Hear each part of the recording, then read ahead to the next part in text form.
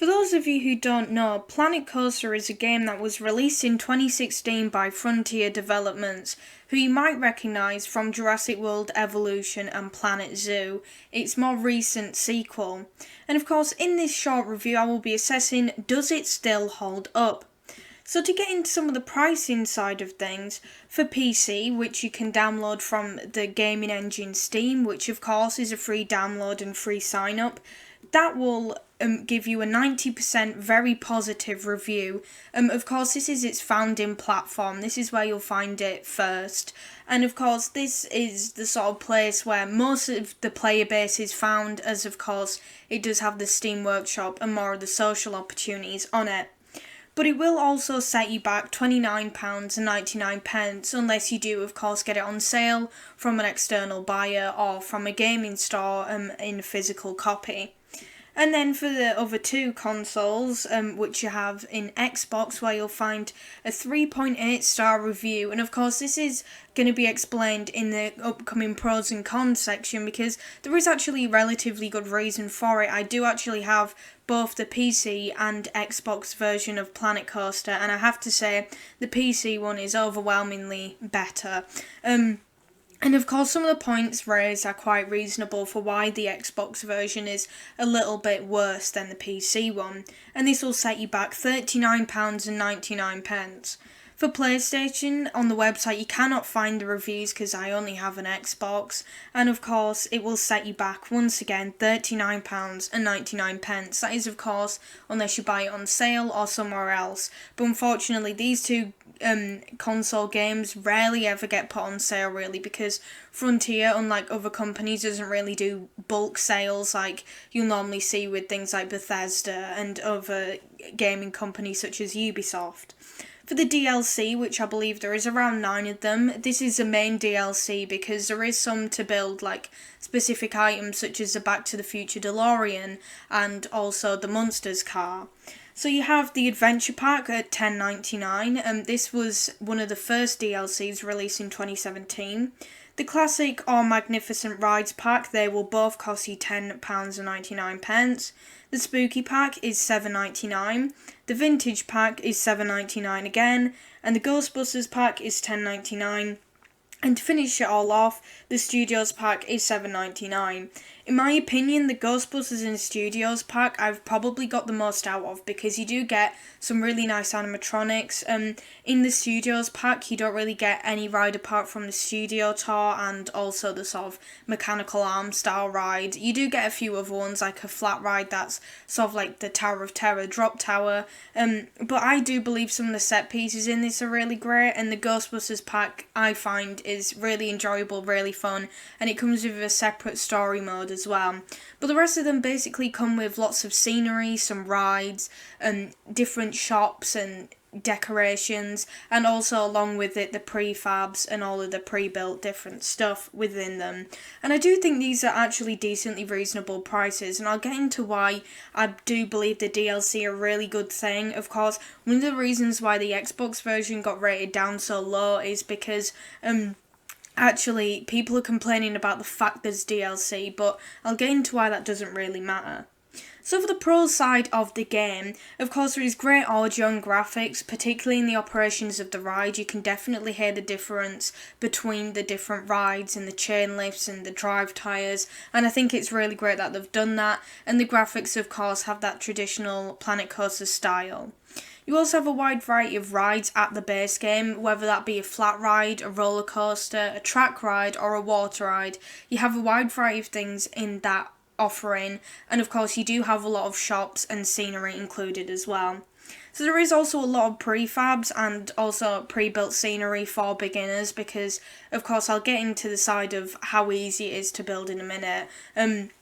But of course, if you don't want to spend a lot of your time on building a lot of bigger buildings, then of course there is pre-built stuff by Frontier.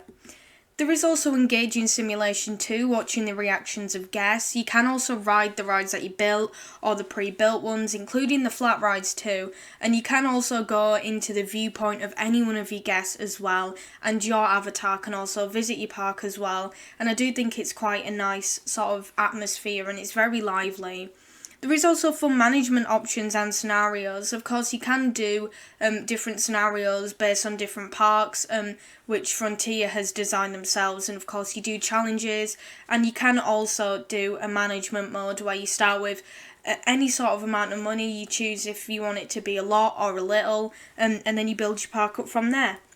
There is also plenty of modes and biomes to choose from, and there is also the Steam Workshop where you can also get user-built prefabs as well. And of course, with the modes thing, you can obviously have the scenarios, management, sandbox, and within these, within the sandbox, you can choose different biomes as well as a management one, such as like a deciduous area, a city, a desert, different biomes, and I don't believe any of them come with a DLC. I believe they're all free.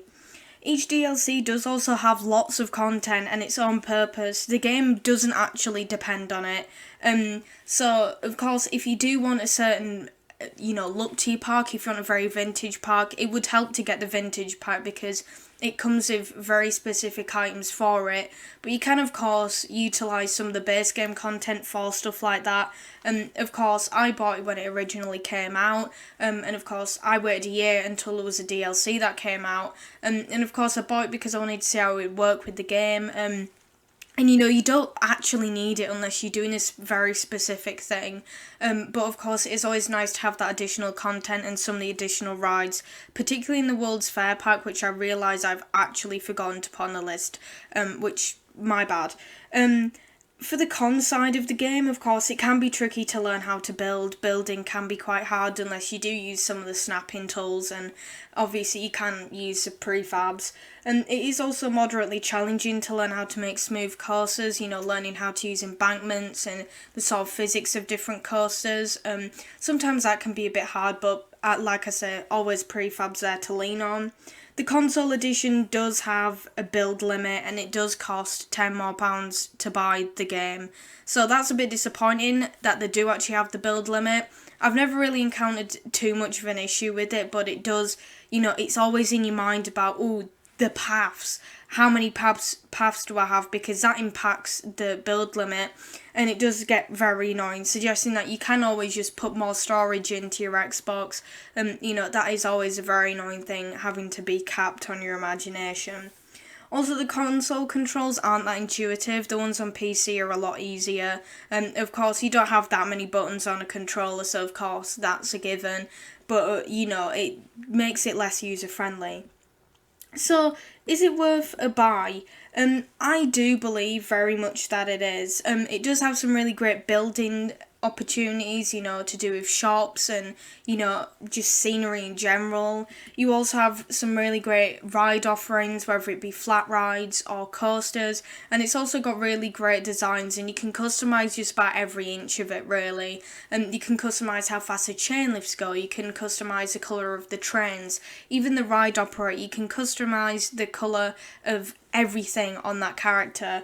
And then, of course, there is some great management opportunities as well. You can change the wages of people and train them, and also rename them if you really want to. And of course, you can buy all the necessary staff members as well, and that does now include security members as well, because after your park gets to a certain reputation, there'll be people who might come in and vandalise the park.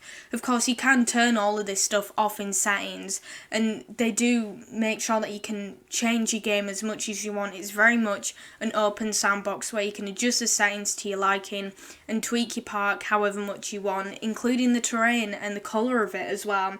So yeah, it's 100% yes, you should definitely buy this game if you're interested in roller coasters. It definitely trumps all of its competition, including Roller Coaster Tycoon.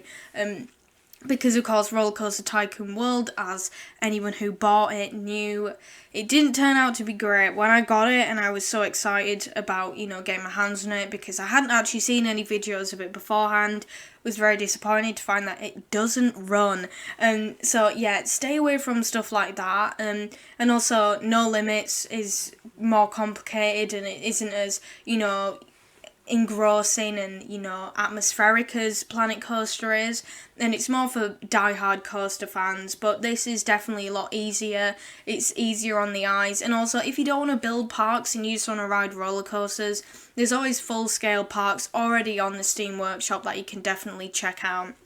And yeah, that's really it for this video. I do hope you enjoyed it. I hope this short review has allowed you to decide if you would like to buy Planet Coaster or not. I would definitely recommend doing so. It's very much of a fun game to play, and I'll consider, if you guys want, to do a Planet Coaster series in the future, because I do like to, you know, get some parks going and some rides, and I do quite like doing the scenery side of things as well, because I have got pretty good at building. But yeah, of course, if you did enjoy this video, make sure to like, comment and subscribe, and yeah, that's really it. This was just talking. Bye bye.